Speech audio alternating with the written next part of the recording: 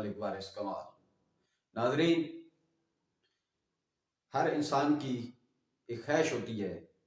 کہ جو اس کے سامنے بیٹھا ہے، جو اس کے مقابل ہے،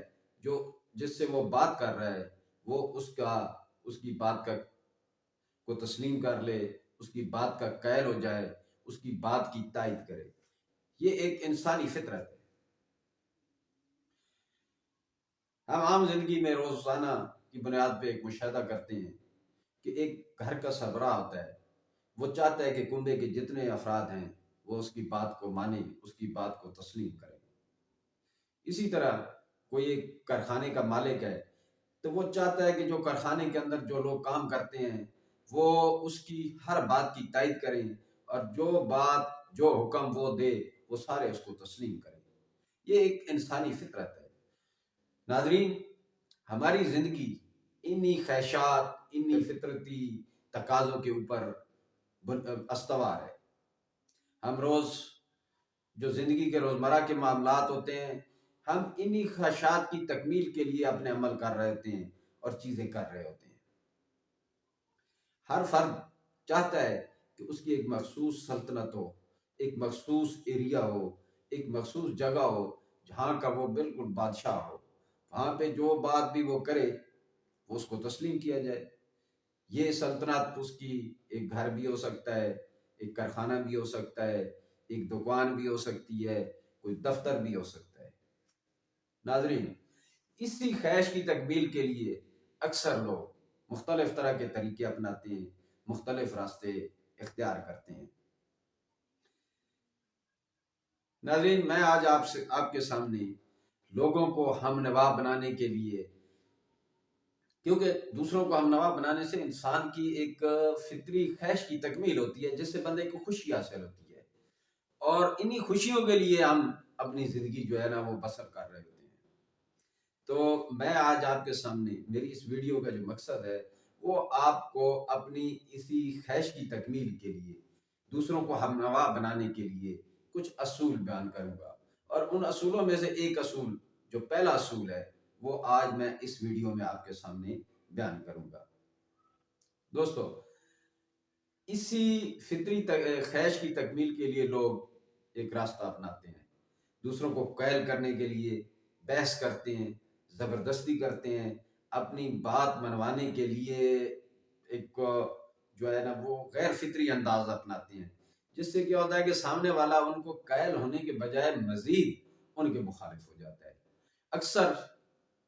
جو ہماری بحث کی ابتدا ہوتی ہے اس کا مقصد معلوم ہے کہ اس کی جو ابتدا ہوتی ہے اس کے اندر یہی خواہش ہوتی ہے کہ بحث کس بات پہ ہوتی ہے کہ ہر بندہ، دو فریق جو ہے وہ اپنی بات پر دوسرے کو قائل کرنا چاہتے ہیں، اور اس کا نتیجہ کیا ہوتا ہے کہ جب وہ دونوں اٹھتے ہیں تو ان کے دل کے اندر مزید کدورتیں ہوتی ہیں، رنج ہوتا ہے، غم ہوتا ہے، اور ایک دوسرے کے خلاف نفرت ہوتی ہے۔ ناظرین، میں آج کی اس ویڈیو میں ایک اہم اصول بیان کروں گا، اس کو آپ نے غور سے سننا ہے، پوری ویڈیو دیکھنا ہے اور اس کو سمجھنا ہے۔ اس کو میں آپ کو ایک واقعہ سنا کے جو ہے نا سمجھانے کی کوشش کرتا ہوں۔ میرا ایک وکیل دوست ہے، اس نے یہ واقعہ میرے سامنے بیان کیا ہے، اور یہ بڑا اس حوالے سے بہت سبق آموز واقعہ ہے۔ میرا دوست جو ہے وہ پیشے کے لحاظ سے وکیل ہے، تو اس نے اپنے گھر کی کوٹھی کی تعمیر کر رہا تھا، تو اس نے اس کا نقشہ بنوانے کے لیے سرکاری دفتر کے اندر درخواست دی۔ تو وہاں پہ وہ دفتر میں گیا نقشہ پاس کروانے کے لیے، تو وہاں پہ جو بلڈنگ انسپیکٹر بیٹھا تھا، تو اس کے ساتھ اس کی جو فیس کا سٹرکچر تھا، جو فیس کی مقدار تھی، اس پہ اختلاف پیدا ہو گیا۔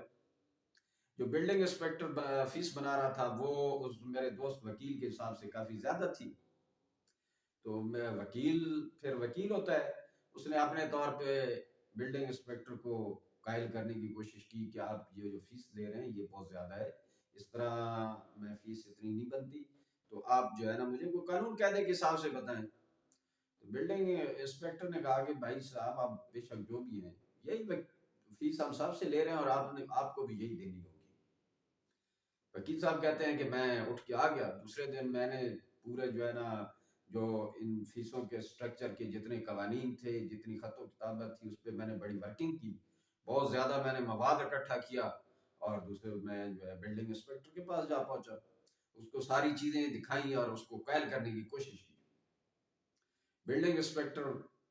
ان کاغذات کا میری ساری مغز ماری کا کوئی اثر نہ ہوا، اور اس نے نتیجتاً وہاں پہ مجھے کوٹھی کی تعمیر روکنے اور جو ہے نا جو فیس بتا رہا تھا اس کا چلان جو ہے اس کا نوٹس پکڑا دیا کہ آپ 7 دن کے اندر جو ہے نا یہ فیس ادا کریں۔ میں بڑا پریشان ہو کے وہاں سے آ گیا۔ یہ بات میں نے اپنے ایک ساتھی وکیل کو بتائی کہ یہ ہوا ہے، تو اس مجھے ساتھی وکیل نے ایک بڑا قیمتی مشورہ دیا، اور میں نے اس مشورے پہ جو ہے نا عمل کرنے کا فیصلہ کر لیا۔ اگلے دن میں بلڈنگ انسپیکٹر کے پاس گیا، اور میں نے جاتے ہی اس سے معذرت کی کہ انسپیکٹر صاحب میں غلط تھا، کے لحاظ سے میں بے شک وکیل ہوں، لیکن آپ کا ایک عملی تجربہ ہے، آپ روزانہ فیسیں بناتے ہیں اور لوگوں سے لیتے ہیں، لہذا میں جو ہے نا اس پہ اپنی جو ہے نا آپ کے ساتھ جو میں نے بحث کی ہے اس پہ معذرت کرتا ہوں۔ آپ کے حکم کے مطابق میں نے کوٹھی کی تعمیر بھی روک دی ہے، اور میں فیس جو آپ کہہ رہے ہیں وہ فیس بھی بھرنے کو تیار ہوں، اور فیس بھرنے کے بعد جب آپ کہیں گے میں تعمیر جو ہے نا وہ شروع کر دوں گا۔ تو ان الفاظ کا اس بلڈنگ انسپیکٹر پہ ایک عجیب اثر ہوا۔ اس نے فوراً کہا کہ وکیل صاحب کچھ آپ کی بھی زیادتی تھی،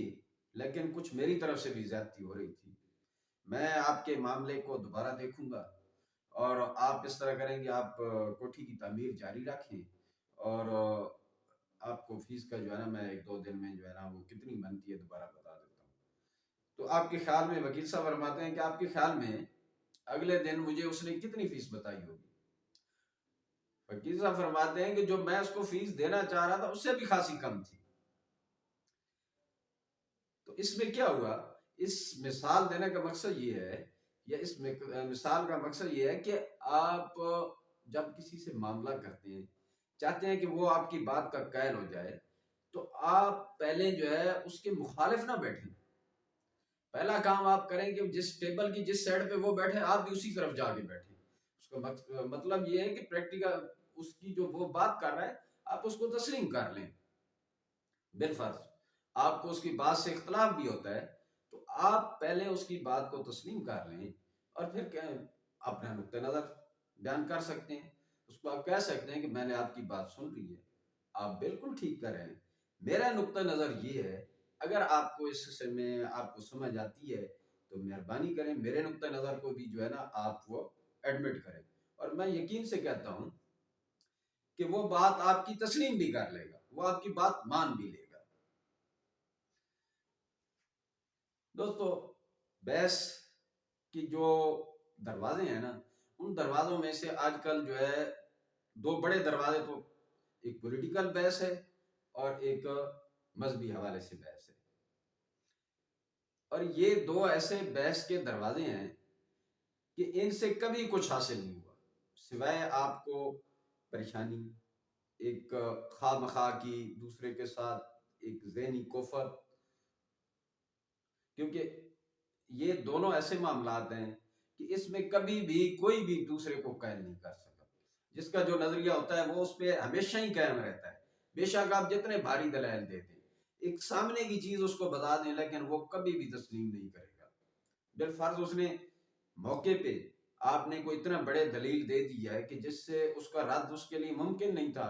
تو وہ خاموش ہو جائے گا، لیکن دل سے کبھی بھی تسلیم نہیں کرے گا۔ اور یہ پولیٹیکل اور مذہبی ایسے معاملات ہیں کہ اس کے اندر آپ کی بحث کا کوئی تک ہی نہیں بنتا۔ بندہ کوشش کرتا ہے، لڑتا ہے، کسی کے ساتھ بحث کرتا ہے، تو اس کے اندر ہمیشہ انسان کا کچھ نہ کچھ ذاتی مفاد ہونا چاہیے۔ یہ پولیٹیکل جو بحث ہوتی ہے اس کے اندر 2 بندوں کے ذہنی نظریات ہوتے ہیں، ایک بندہ ایک پارٹی کو یا ایک شخصیت کو پسند کرتا ہے، دوسرا دوسری کو پسند کرتا ہے۔ یہ پسند ناپسند کا ہر کسی کو حق حاصل ہے۔ آپ کسی کو اس میں کسی کے دو جو فریق ہوتے ہیں جو ہم آپس میں بحث کر رہے ہوتے ہیں، جو ہمارے معاشرے میں روز ہم دیکھتے ہیں بحث کر رہے ہوتے ہیں، ان کے کوئی مفاد آپس میں نہیں ٹکرا رہے ہوتے، لیکن ایسے بحث کر رہے ہوتے ہیں مذہب کے حوالے سے بھی اسی طرح ہی ہے کہ مذہب کے حوالے سے بھی لوگ اکثر فرقہ واریت کے اوپر بحث کرتے ہیں جس کا کوئی نتیجہ نہیں ہوتا۔ ایک اور آج کل جو ہے وہ بحث کا دروازہ کھلا ہوا ہے جس سے بچنا چاہیے، یہ موبائل فون، فیس بک اور جو سوشل میڈیا ہے، اس پہ لوگ کومنٹس کی صورت میں ایک، کیونکہ جو دوسرا فریق ہوتا ہے وہ سامنے نہیں ہوتا، جب دو فریق آمنے سامنے ہوتے ہیں تو ایک اور بات ہوتی ہے، جب سامنے والا سامنے جو آپ جس سے بات کر رہے ہیں وہ آپ کے سامنے فزیکلی نہیں بیٹھا تو اس کے آپ کی جو زبان ہے، جو آپ کے الفاظ ہیں، ان کے اندر تھوڑی سی جو ہے نا وہ ایک بدتمیزی سی آ جاتی ہے، اور سامنے جو ایک حیا ہوتی ہے، ایک آنکھوں میں آمنے سامنے بیٹھنے سے حیا آتی ہے، وہ اس میں مفقود ہوتی ہے، اس میں موجود نہیں ہوتی۔ تو یہ جو سوشل میڈیا خاص کر اور ٹیلی فون، تو اس پہ بھی اپنے معاملات کو صرف ان کے اپنی جو ہے وہ معلومات کے تبادلے تک رکھیں۔ ٹیلی فون پہ کوشش کریں آپ کے جو بھی معاملات ہوتے ہیں، خاص کر کسی سے آپ نے کوئی بات کہنی ہے، کوئی اپنا معاملہ کرنا ہے، کسی کو مالی لین دین کرنا ہے، کوئی رشتے کی بات کرنی ہے، کوئی اپنے پرسنل کوئی معاملہ ڈسکس کرنا ہے، تو کوشش کریں بالمشافہ لوگوں سے ملیں، آمنے سامنے بیٹھ کے بات کریں۔ ٹیلی فون کو صرف کال تک، صرف معلومات کے کہ میں یہاں جا رہا ہوں، آ رہا ہوں، میں وہاں موجود ہوں، فلاں چیز پہنچ گئی ہے، یا اس طرح کی چھوٹی چھوٹی باتوں کے لیے یا معلومات کے تبادلے کے لیے استعمال کریں۔ ٹیلی فون کو کال کے ذریعے اپنے خیالات، اپنے معاملات کو طے کرنے سے گریز کریں۔ ایک اور اکثر ہمارا بحث کا ایک اور دروازہ گاہک، مطلب ہے ہم روزانہ ہر بندہ کچھ نہ کچھ خرید و فروخت کرتا ہے، روزانہ کوئی خرید رہا ہے، کوئی فروخت ہو رہا ہے، تو وہاں پہ بھی اکثر جو ہے نا یہ بحث مباحثہ دیکھنے میں آ جاتا ہے۔ لوگ ایک آج کل عام ٹرینڈ بنا ہوا ہے کہ لوگ چیز کی قیمت کم دینے کے لیے اکثر جو ہے نا وہ دوسروں کی چیز میں نقص نکالیں گے، اس چیز کو کم تر ثابت کریں گے اور بحث کریں گے، جبکہ جو فروخت کرنے والا ہوتا ہے وہ اپنی چیز کی زیادہ قیمت کے لیے بحث کرتا ہے اور اس کے اندر وہ تھوڑی سی بڑائی بیان کرتا ہے اور اس سے بحث شروع ہو جاتی ہے، اور اکثر اس کا بھی نتیجہ جو ہے وہ کوئی اچھا نہیں نکلتا۔ دوستو، میری اس آج ویڈیو کا جو پیغام ہے، آج اس گفتگو کا جو مغز ہے وہ یہ ہے کہ آپ نے لوگوں کو اپنے ساتھ لانا ہے، ان کو ہم نوا بنانا ہے اور ان کو اپنے ساتھ شامل کرنا ہے، تو اس کے لیے پہلا اصول وہ ہے کہ بحث سے بچیں، لوگوں کے ساتھ بحث نہ کریں کسی بھی معاملے پر۔ آپ بڑی آسانی سے بحث سے بچ سکتے ہیں، جو آپ کے سامنے جو بات کر رہا ہے آپ اس کو تسلیم کر لیں، وہ اگر آپ کے بات فائدے کی ہے، وہ بات صحیح کر رہا ہے تو اس میں تو کوئی مذائقہ نہیں ہے۔ اگر ایک بندہ بات صحیح کر رہا ہے تو آپ کو اس تسلیم کرنے میں، اگر وہ بات بالفرض غلط بھی کر رہا ہے تو آپ کی صحت پہ اس پر آپ نے یہ دیکھنا ہے کہ آپ کی صحت پہ کیا اثر پڑ رہا ہے، تو آپ نے مطلب جو ایک آپ کے متعلق بات نہیں ہے تو آپ اس پہ بحث سے گریز کریں۔